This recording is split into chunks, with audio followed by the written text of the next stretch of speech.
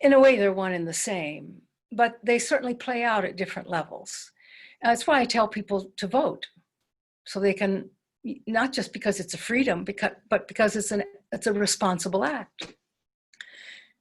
On the other hand, you are not really responsible for everything your leaders do. Some of you are finding out that they do things you don't like very much.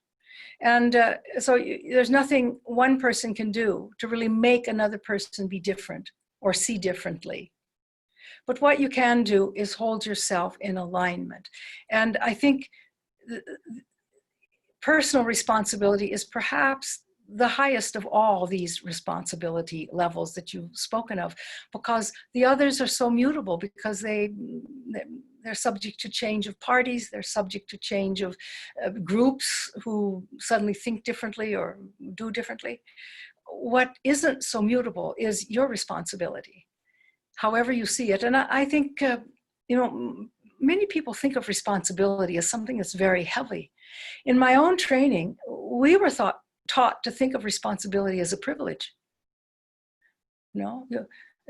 If you have the privilege of looking after these children, yes, you're responsible for them, but that's a privilege. Maybe you're looking after a little group of chickens. That's a privilege.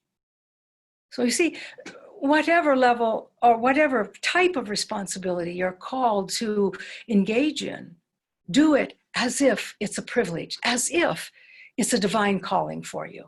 And then I would say encourage others to do likewise. And if we can raise personal responsibility to a high enough frequency, it will shift the others.